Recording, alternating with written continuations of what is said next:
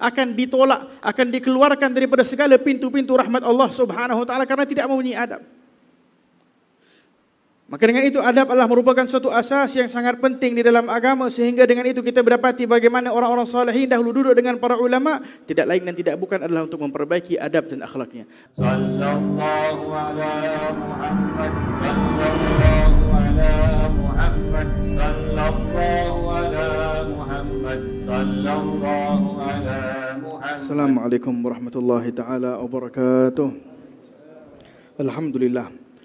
Wassalatu wassalam ala Sayyidina wa Habibina wa Syafi'ina Rasulillah Sayyidina Muhammad ibn Abdullah wa ala alihi wa sahbihi wa man walah wa la hawla wa la quwata illa billahil aliyil azim. Alhamdulillah, kita bersyukur kepada Allah Subhanahu wa taala pada malam Jumaat, malam yang penuh dengan barakah, untuk kita bersama-sama dikurniakan taufik oleh Allah untuk berkumpul di taufik.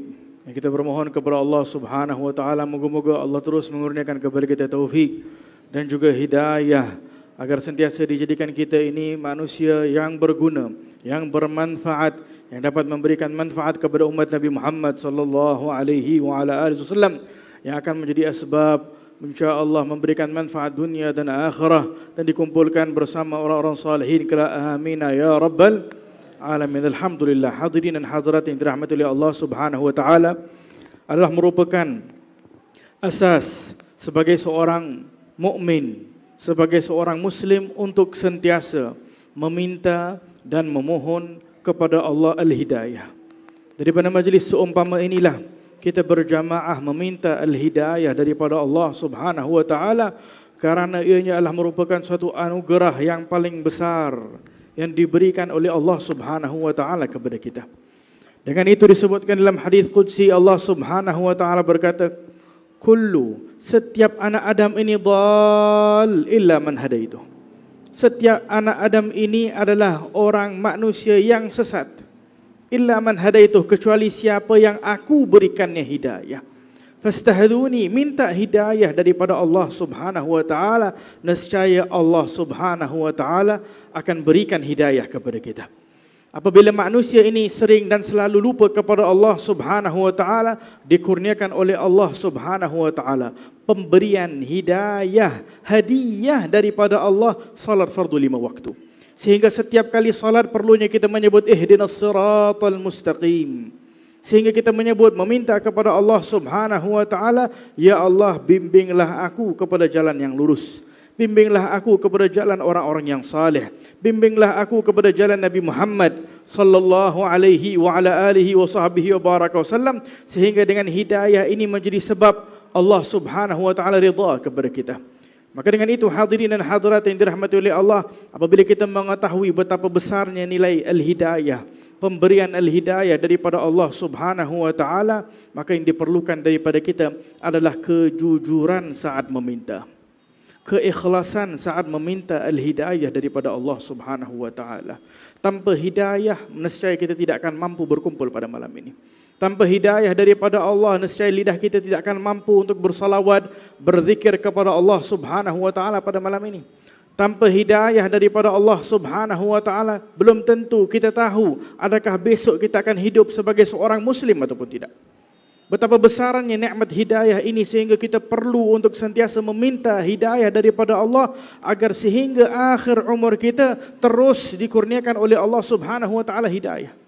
Kita mendengar banyak hadis Nabi sallallahu alaihi wa ala alihi wasallam yang memberitahu di akhir zaman fitnah-fitnah yang akan datang yang begitu dahsyat, yang akan mengubahkan manusia. Daripada waktu malamnya seorang muslim, seorang mukmin kepada Allah, paginya sudah bertukar menjadi orang kafir, wal'iyadzubillah. Pagi seorang muslim dan mukmin kepada Allah Subhanahu wa taala, malam sudah bertukar menjadi orang kafir, wal'iyadzubillah. Kenapa boleh terjadi fitnah tersebut? Karena sanggupnya dia untuk menjual agamanya demi inginkan sedikit sebanyak daripada harta dunia yang tidak mempunyai apa-apa nilai di sisi Allah Subhanahu wa taala. Kita dapati ini perkara yang memang terjadi di zaman kita.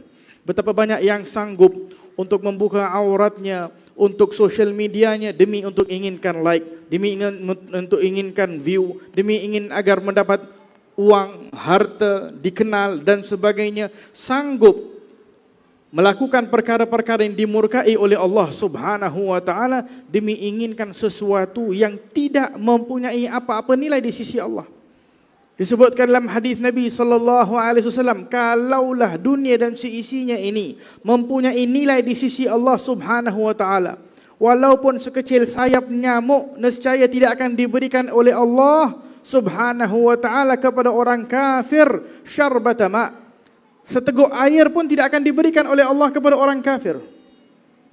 Tetapi kebanyakannya orang kafir yang kita lihat dengan kekayaan, dengan uang, dengan harta, menunjuk-nunjuk itu, ini dan sebagainya. Sebagai mukmin kita cemburu kepada perkara ini, sungguh suatu penghinaan bagi kita. Penghinaan bagi orang yang beriman untuk cemburu karena harta, cemburu karena dia ini dikenal oleh manusia, karena sanggup membuka auratnya, dikenal oleh manusia karena menunjuk-nunjukkan kecantikannya kepada makhluk Allah Subhanahu wa taala, agar semakin ramai manusia melakukan dosa dan maksiat.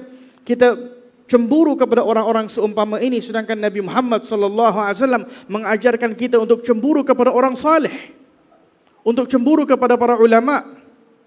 Cemburu karena kita tidak mempunyai ilmu, mereka mempunyai ilmu. Cemburu karena kita kekurangan amalan, mereka banyak beramal. Bukan cemburu kepada orang kaya, bukan cemburu kepada orang yang mempunyai kedudukan dunia semata. Ini bukan keadaan orang yang beriman kepada Allah Subhanahu wa taala. Dengan itu datang dalam riwayat hadis Nabi sallallahu alaihi wasallam, barang siapa yang memandang kepada orang yang alim, yang saleh, itu adalah orang yang lebih tinggi, yang lebih mulia. Itu yang dipandang tinggi, yang lebih mulia. Dan bermuhasabah dirinya berkaitan dengan agama dan diri, dipandang kepada orang yang saleh. Aku masih penuh dengan kekurangan, masih kurang amalan. Tetapi apabila berkaitan dengan dunia, dia pandang bukan orang yang di atasnya, tetapi memandang orang yang di bawahnya. Masih banyak orang yang mempunyai yang kekurangan daripada harta, daripada makanan, minuman dan sebagainya. Alhamdulillah, apa yang ada alhamdulillah, Allah Subhanahu wa taala berikan kepada aku, alhamdulillah. Orang yang sentiasa memandang berkaitan dengan agama di atasnya, bukan di bawah. Kita berada di zaman apabila berkaitan dengan agama kita pandang di bawah. Kita hadir majlis, alhamdulillah, ramai orang tak hadir majlis pada malam ini. Nah, kita ini Masya Allah, alhamdulillah, qiyamul lail, tahajud, Masya Allah, ramai boleh jadi orang tak qiyamul lail, tahajud. Jangan merasai diri kita bertuah. Karena apa? Belum tentu besok kita akan mendapat hidayah daripada Allah Subhanahu wa taala. Dengan itu hadirin dan hadirat yang dirahmati oleh Allah, disebutkan bahawa dahulu waktu zaman Bani Israel ada seorang pendosa melakukan banyak maksiat, keluar daripada rumahnya ingin untuk bertaubat kepada Allah Subhanahu wa taala. Bertemu di tengah jalan seorang abid min Bani Israel, seorang ahli ibadah daripada Bani Israel. Lalulah dia di belakang orang abid ini ikhlas, jujur, keinginan hidayah daripada Allah Subhanahu wa taala. Ya Allah, moga-moga dengan keberkatan aku berjalan di belakang orang abid saleh ini, moga-moga turunnya hidayah, turunnya rahmah, agar aku dapat berubah. Saat dia berlalu di belakangnya orang yang saleh, abid yang saleh ini, apa yang terjadi? Maka abid ini yang boleh jadi kekurangan ilmu dan kekurangan tarbiyah, merasa bangga dengan amalan yang dia miliki, sehingga apabila dia memandang hina kepada orang yang ingin bertaubat tadi kepada Allah, pendosa ini, pergi jauh daripada aku. Ini pendosa dikenal oleh manusia, jauhkan diri engkau daripada aku. Diwahyukan oleh Allah Subhanahu wa taala daripada Nabi pada zaman tersebut untuk memberitahu kepada si fulan dan si fulan bahawa dua-duanya kosong. Yang tadi penuh dengan dosa, diampuni oleh Allah Subhanahu wa taala segala dosanya karena tawadhu'nya dia, rendah hatinya dia, merasa dirinya penuh dengan kekurangan, kelemahan, kejujurannya kepada Allah Subhanahu wa taala. Abid itu yang banyak pahala, banyak beribadah, tetapi kesombongannya menjadi sebab dihapuskan segala amalan yang ada, pahala yang ada pada dirinya. Maka dengan itu hadirin dan hadirat yang dirahmati oleh Allah Subhanahu wa taala, jangan kita bangga dengan amalan yang saleh. Apabila kita ingin untuk mengikuti jejak langkah orang-orang saleh, kita perlu benar-benar mengetahui bagaimana jejak langkah mereka. Perlunya kita datang kepada majlis-majlis mereka bukan hanya sebatas ingin untuk menuntut ilmu, tetapi untuk memperbaiki akhlak dan adab yang ada pada diri kita. Inginkan keberkatan juga di dalam majlis-majlis seumpama ini. Karena apabila kekurangannya adab, kekurangan keberkatan, karena hilangnya adab, kita tidak akan diberkati oleh Allah Subhanahu wa taala ilmu itu. Dengan itu ramai orang-orang salihin sentiasa menasihatkan kepentingannya mempelajari adab qabla al-ilm. Sehingga disebutkan oleh salafus salih, li'an tata'allam, engkau mempelajari bab minal adab ahab ilayya, lebih aku suka satu bab daripada adab kau pelajari, lebih aku suka daripada 70 abwabul ilm yang kau pelajari. 70 pintu ilmu, 70 bab ilmu yang kau pelajari, satu bab adab lebih aku sukai. Dinasihati oleh orang-orang saleh, dinasihati oleh para ulama kepada anak-anak mereka. Karena mengetahuinya adab adalah merupakan sesuatu yang sangat penting agar Allah Subhanahu wa taala terus mengurniakan kepada kita al-hidayah. Maka dengan itu hadirin dan hadirat yang dirahmati oleh Allah Subhanahu wa taala, kita berada di zaman fitnah yang mana kita tidak mengetahui besok apa yang akan terjadi. Kita perlu menyelamatkan diri kita dengan ilmu yang bermanfaat dan juga dengan adab. Dengan ingin mencari keberkatan hatta melalui majlis-majlis seumpama ini, cemburu kepada orang-orang saleh, bukan cemburu yang jahat, yang hasad, akan tetapi kecemburuan dengan keinginan untuk memperbaiki diri, keinginan untuk menjadi orang yang baik, keinginan untuk menjadi orang yang saleh. Itu yang diajarkan oleh orang-orang salihin sebelum kita. Maka dengan itu hadirin dan hadirat yang dirahmati oleh Allah Subhanahu wa taala, kita dapati bagaimana orang-orang salihin sebelum kita yang sangat mementingkan adab, yang sangat mementingkan tarbiyah, akhlak. Karena salah satu perkara yang menghancurkan manusia adalah tidak lain dan tidak bukan adalah nafsu yang ada pada dirinya. Suatu ketika Rasulullah sallallahu alaihi wasallam kembali daripada sebuah peperangan dan berkata, "Raja'tum, kalian pulang daripada peperangan yang kecil menuju kepada jihadul akbar, menuju kepada peperangan yang besar." Apakah peperangan yang besar? Jihadun nafs. Jihad melawan hawa nafsu. Jihad melawan hawa nafsu. Ini jihad adalah merupakan jihad yang sepanjang kehidupan kita. Baik kita yang baru berhijrah, jangan sudah pikir kita dah selamat. Semakin banyak ujian akan datang. Jangan pikir kita sudah boleh solat, alhamdulillah, sudah boleh menghadiri majlis ilmu, alhamdulillah. Syaitan, ayana syaitan, ditanya kepada Sayyidina Hasan al-Basri, kalau tidur syaitan, lastarahna, kita semua rehat. Tetapi syaitan tidak akan tidur. Dan syaitan lemah diberitahu oleh Allah Subhanahu wa taala, tetapi syaitan menjadi kuat karena nafsu yang ada pada diri kita. Maka dengan itu pentingnya tarbiyah. Disebutkan oleh salafus salih, al-ilm in waqa'a fil qalb fahuwa nur. Ilmu itu, kalau kita dah dapat tarbiyah daripada guru yang benar, daripada ulama yang benar, kita tahu bagaimana cara nak membersihkan hati kita. Kita tahu bagaimana cara nak memperbaiki diri kita. Kita tidak sombong dan sebagainya. Ilmu masuk ke dalam hati menjadi cahaya. Akan membuahkan cahaya, tampak wajahnya, nampak wajahnya bercahaya. Cahaya tersebut mengkuatkan dirinya untuk beribadah, untuk bertaubat kepada Allah Subhanahu wa taala, untuk menjadi orang yang saleh. Tetapi in waqa'a fin nafs fahuwa nar. Tapi kalau ilmu itu sampai kepada nafsu, hati tak ada, yang ada nafsu sahaja. Ilmu, sesiapa pun boleh belajar ilmu. Tetapi apabila ilmu didapati oleh seseorang yang hanya penuh dengan hawa nafsu, maka apa yang terjadi? Akan menjadi api. Mengapikan orang lain, merendahkan orang lain, memaki orang lain, mengguna ilmu untuk demi memuaskan hawa nafsunya, mengguna ilmu untuk inginkan kemahuan dunianya, menginginkan apa yang diinginkan oleh hawa nafsu yang tidak akan ada penghujungnya.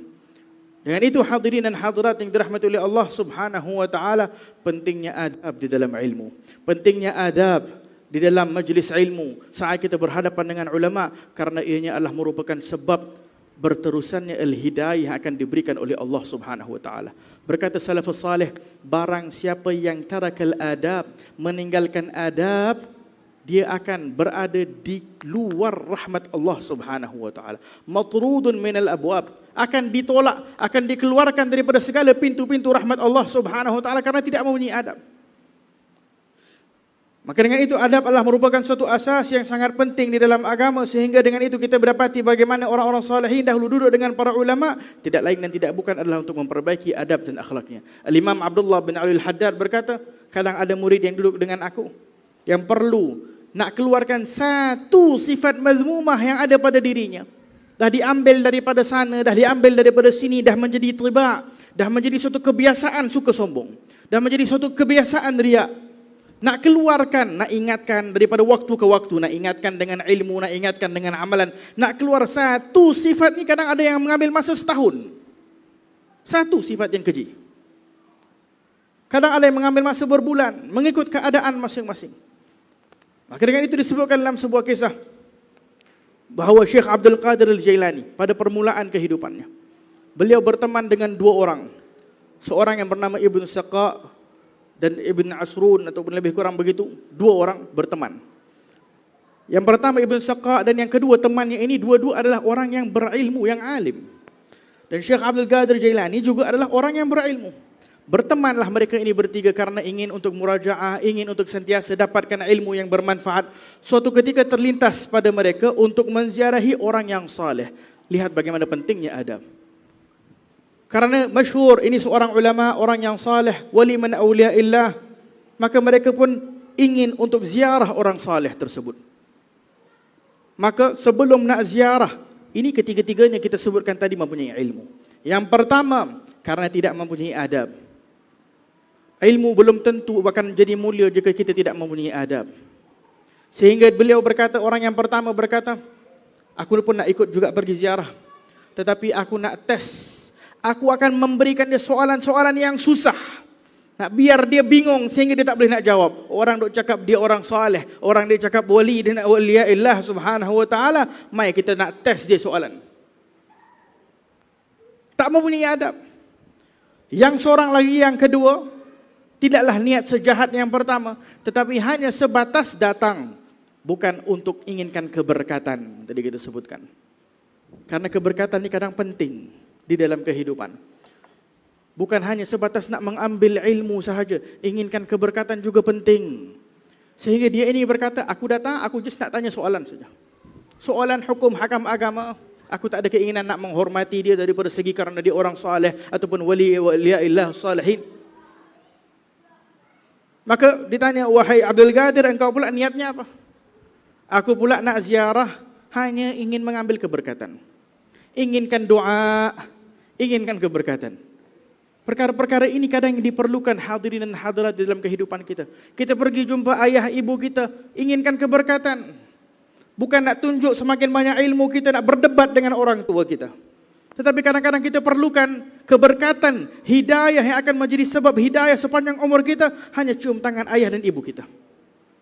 Meminta doa daripada mereka. Dengan itu disebutkan dalam setengah riwayat bahawa salah satu bala yang begitu segera akan timpa kepada seseorang adalah apabila kita murka, apabila kita derhaka kepada kedua orang tua kita. Begitu cepat. Kedua orang tua apa yang diperlukan? Diperlukan kita mengajar mereka, memberikan ilmu kepada mereka, memerlukan adab diajarkan oleh Allah Subhanahu wa taala. Wakhfidh, tundukkan janah penghormatan yang sepenuhnya kepada mereka. Maka dengan itu hadirin dan hadirat, keluarlah mereka bertiga pergi menuju kepada seorang wali min auliyaillah, orang yang saleh. Saat sampai di depan pintu, menunggu. Ketuk pintu, berikan salam, tak dijawab, menunggu. Diberikan kemuliaan oleh Allah Subhanahu wa taala kepada orang yang saleh ini. Sebelum bertanya apa-apa, dibuka pintu oleh wali min auliyaillah salihin ini. Orang yang saleh ini buka pintu dan melihat orang yang pertama dan kedua dan ketiga, mengetahui ketiga-tiga orang ini, dan berkata, wahai engkau ya fulan, engkau bertanya, engkau ingin datang ke sini untuk bertanya suatu soalan yang kau rasa susah, jawapannya sebegini. Berada di muka surat ini jawapannya, diberitahu satu persatu, belum sempat kawan ini nak tanya.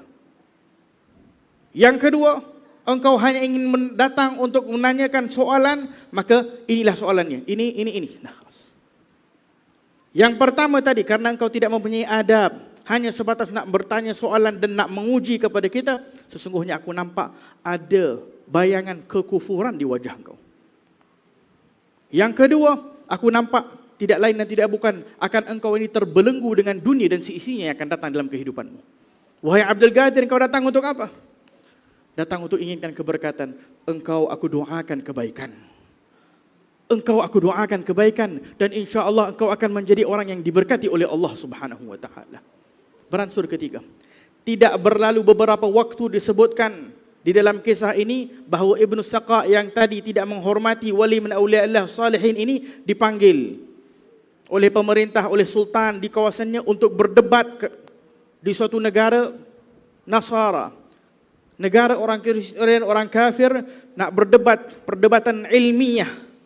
Dan dicari siapa yang paling alim, tak ada. Mereka kata ni Ibn Saqa ni yang paling alim. Suka perdebatannya, dia selalu menang dan sebagainya. Baik, kelas. Diwajibkan si Ibn Saqa, mari. Dipanggil oleh sultan untuk pergi berdebat. Wakil negara. Untuk nak berdebat kepada suatu negara kafir. Di dalam perjalanan pergi. Pergi kepada suatu kawasan, di dalam perjalanan fitnah yang terjadi, melihat seorang wanita yang cantik. Jatuhlah cinta pula dengan wanita ini. Sehingga dia pun pergi ke rumah orang tersebut, ingin untuk berminang ataupun ingin untuk berkahwin. Maka dengan kecantikan yang ada pada wanita, terfitnah si orang alim ini sampai akhirnya meminta untuk nak berkahwin dengan jalan yang halal. Si ayah ataupun ibunya berkata, kalau engkau ingin untuk berkahwin, maka syaratnya satu, yaitu engkau menjadi Nasara. Engkau menjadi orang Kristian, nah silakan kau berkahwin dengan putriku. Akhirnya tidak ada jalan karena nafsu, keinginan, fitnah. Akhirnya dia pun berubah agama, masuk ke dalam agama Kristian wal'iyadzubillah, sehingga tanassar, sehingga menjadi orang kafir di akhir umurnya. Yang kedua pula datang. Dengan setelah itu dia ini dipanggil oleh raja menjadi seseorang yang mempunyai kedudukan di dalam bidang-bidang yang berkaitan dengan keuangan. Dia perlu diuruskan bab zakatnya, bab sedekah dan sebagainya karena mempunyai ilmu, sehingga keseluruhan waktunya duit saja yang dipikir. Macam mana nak keluarkan sedekah, yang datang kawan ini nak berikan wang riba, yang datang kawan ini nak berikan rasuah dan sebagainya. Terus menerus sehingga diteringat ini adalah doa orang saleh yang tadi.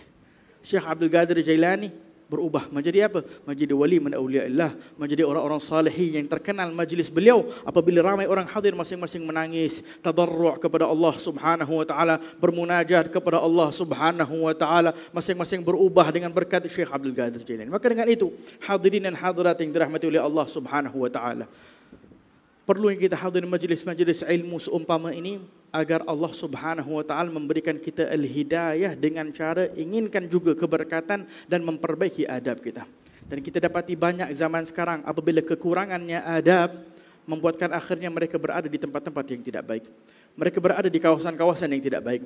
Mereka masih terbelenggu dengan dosa dan maksiat wal'iyadzubillah, sehingga hati mereka ini walaupun secara luarannya melakukan kebaikan, hati masih mempunyai keinginan untuk melakukan benda-benda yang tidak baik.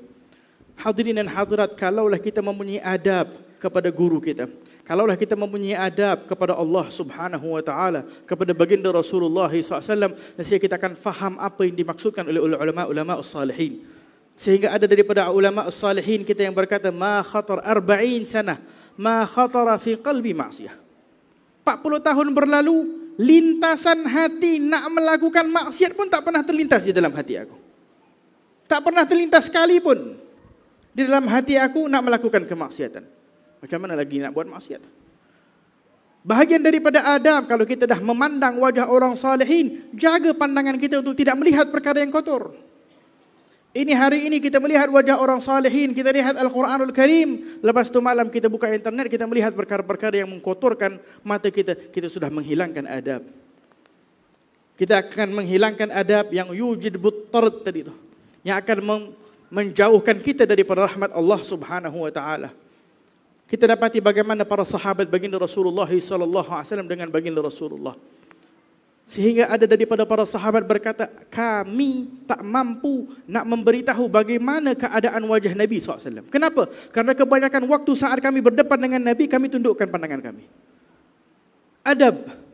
Salah seorang datang dalam majlis Rasulullah berkata, melihat, aku pernah pergi kepada Raja Rom, Raja Kisra dan sebagainya, melihat bagaimana hamba mengagungkan raja. Tapi aku tak pernah melihat sahabat Nabi Muhammad mengagungkan Nabi Muhammad. Tak pernah aku lihat lagi seorang manusia yang mengagungkan manusia seperti mana para sahabatnya Nabi Muhammad terhadap Nabi Muhammad sallallahu alaihi wa ala alihi wa sahbihi wa baraka wasallam. Maka dengan itu hadirin dan hadirat yang dirahmati oleh Allah Subhanahu wa taala, dengan adab kita dapati betapa banyaknya kedudukan-kedudukan tinggi akan diberikan oleh Allah. Rabi'ah bin Ka'ab, salah satu sahabat baginda Rasulullah yang berkhidmat kepada Rasulullah, datang untuk sentiasa berkhidmat kepada Rasulullah, bawa air wudu untuk Nabi, membantu untuk Nabi, sentiasa berkhidmat untuk Nabi sallallahu alaihi wasallam. Apa yang dia dapat? Dia dapat kemuliaan-kemuliaan, hadirin dan hadirat. Sehingga Nabi SAW memberitahu, karena berkat dia berkhidmat, berkat adab, sal. Kau tanya kau nak apa wahai Rabi'ah? Pikir, nak pikir apa? Kalau yang di dalam hati hanya pikirkan nafsu, maka dia akan berkata inginkan dunia dan isinya dan sebagainya. Tetapi adab, cinta yang ada di dalam hati membuatkan apa yang dia berkata? Wahai Rasulullah, aku meminta agar dapat bersama engkau di dalam surga Allah Subhanahu wa taala. Meminta satu pengagungan, satu kemuliaan yang tinggi. Bukan memintakan harta dan isinya, tetapi meminta untuk bersama dengan baginda Rasulullah. Sedangkan Rabi'ah ini adalah merupakan salah seorang daripada ahli suffah, miskin, tak punya apa-apa. Tetapi tetap hanya meminta untuk bersama dengan Rasulullah sallallahu alaihi wasallam. Kata Nabi sallallahu alaihi wasallam, engkau inginkan pemberian yang besar, engkau perlukan usaha perjuangan. Yaitu apa?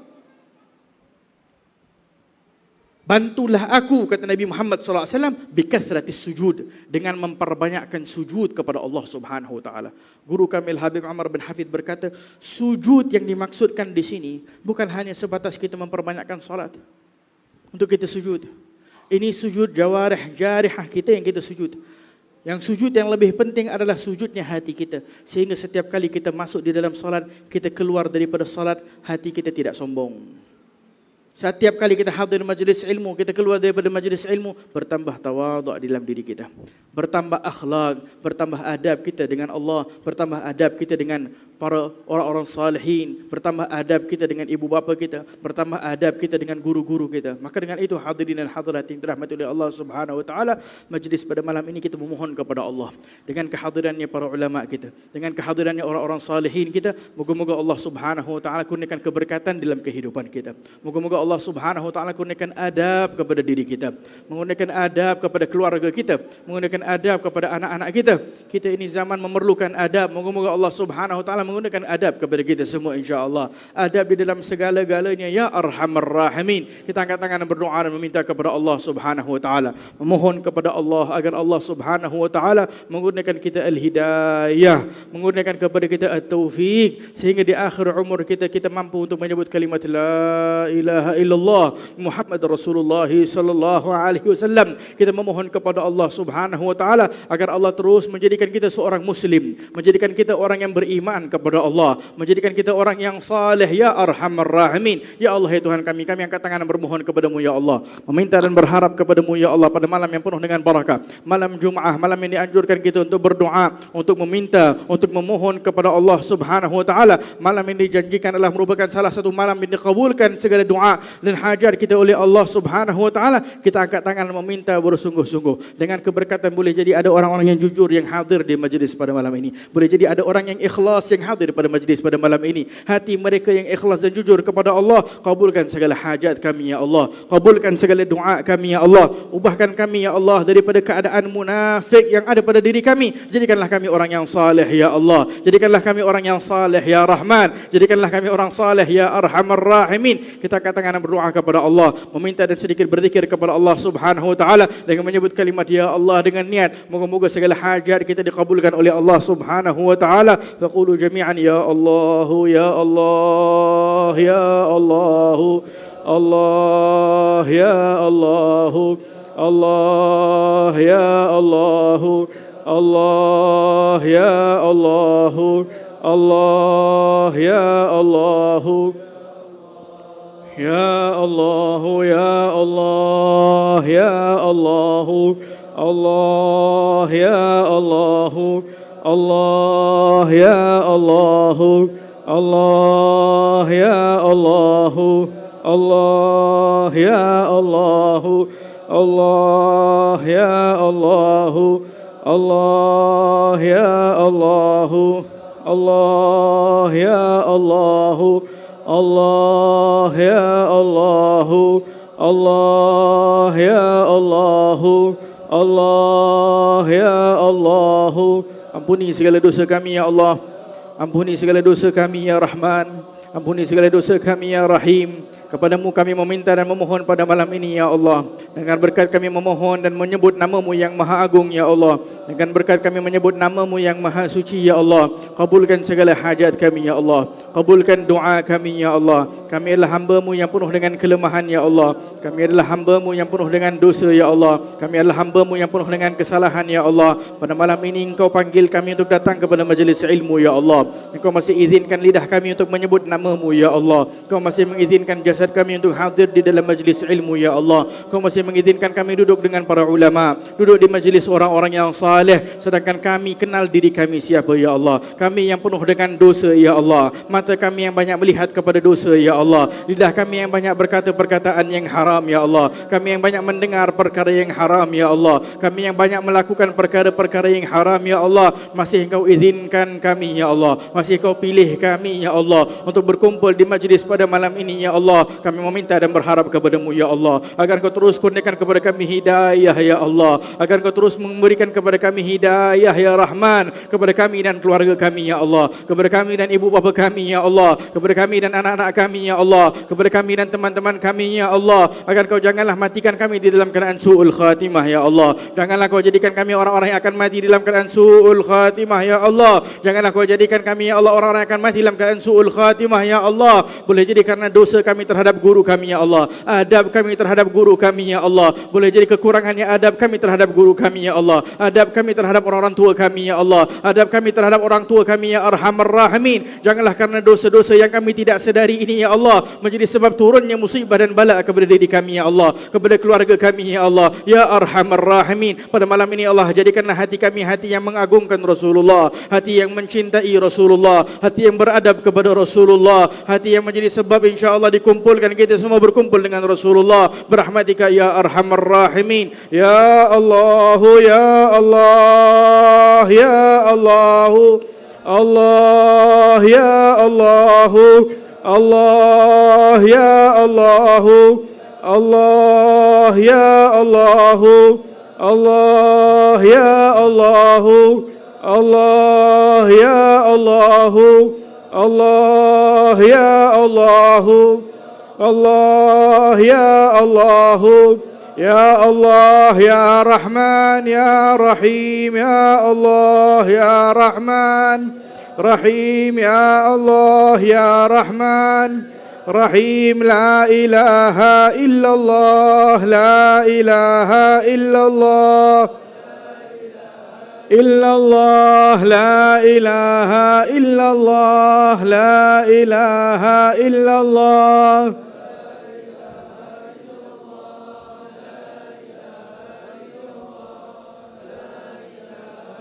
La ilaha illallah, la ilaha illallah.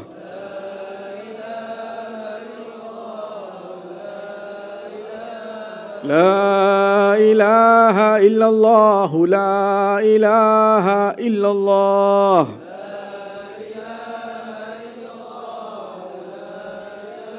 La ilaha illallah Muhammadur Rasulullah. Alaihi nahya wa alaihi namut wa alaihi nab'atsu insyaallah min aminin berahmatika ya arhamar rahimin. Kita doakan kepada para ulama kita, para guru kita Al-Habibna Ali Zainal Abidin, moga-moga Allah panjangkan umur beliau dalam keadaan sihat wal afiat, dapat terus diberikan bimbingan kepada kita insyaallah, dapat terus mendidik kita insyaallah, dapat terus mengajar kepada kita, membawa kita kepada jalan syurga Allah Subhanahu wa taala. Kepada para ulama kita yang hadir yang diberikan oleh Allah Subhanahu wa taala, moga-moga dipanjangkan umur mereka semua dalam keadaan sihat wal afiat, diberikan hidayah kepada mereka agar sentiasa diberikan hidayah kepada kita semua melalui mereka ya Arhamar Rahimin, ya Arhamar Rahimin, ya Arhamar Rahimin. Dan kita doakan kepada orang tua kita yang hadir, kepada muslimin muslimat, hadirin hadirat, wa sallallahu ala sayyidina Muhammad wa ala alihi wa sahbihi wa baraka wa sallam, walhamdulillahirabbil alamin.